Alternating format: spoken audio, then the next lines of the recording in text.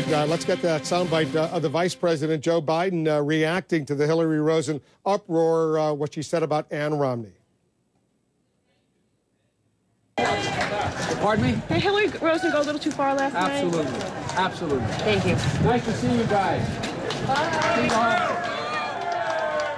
Well, that's what he said later. He also spoke out earlier in an interview with MSNBC. And the President of the United States was asked by a local TV anchor about the Hillary Rosen issue.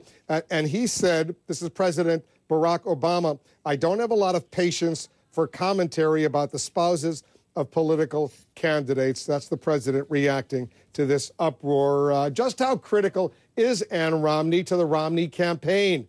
Joining us now is our national political correspondent, Jim Acosta. Tell us a little bit more about Ann Romney.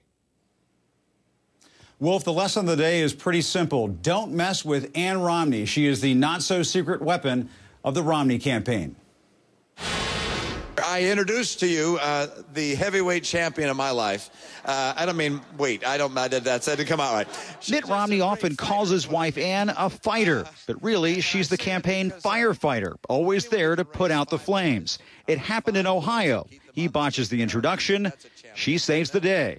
To be able to stand by me and tell me that my job was more important than his, that raising those boys was going to bring forever happiness in our lives, which it has.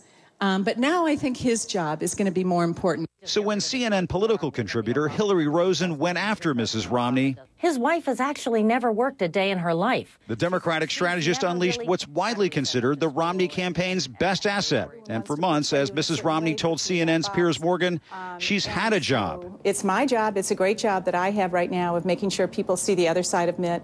Even then, you knew that these moments would be fleeting. A web video of Mrs. Romney on her days raising 5 boys gets top billing on the campaign's website. I miss having all of them under one roof all the time. And she's a natural in interviews, responding to Rosen on Fox News. Look, I know what it's like to struggle. Namely, her health struggles, as her husband has detailed time and again.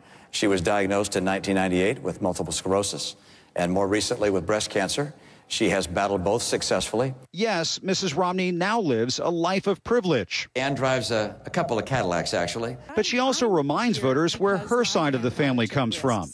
My grandfather started working in the coal mines in Wales at age 8. The power of Ann Romney was demonstrated in all of those tweets in her defense, from the president's top strategist, David Axelrod, to Democratic Party Chair Debbie Wasserman Schultz, to Michelle Obama. It wasn't long after the First Lady's tweet that Rosen put out a statement offering an apology to Mrs. Romney. The backlash should hardly come as a surprise. A fist bump, a pound, a terrorist fist jab. Mrs. Obama took her share of hits in 2008. Romney Press Secretary Andrea Saul says there should be limits when it comes to a candidate's spouse. Are the spouses truly off limits now if they're out campaigning? Mrs. Romney campaigns, Mrs. Obama campaigns? Well, of course, Mrs. Romney is a surrogate for the governor. She's out campaigning for him. So, of course, people are going to look at what she says and examine that. But as far as taking a cheap shot at her to make some sort of political, points, put some political points on the board, I just don't understand, what the point of that is.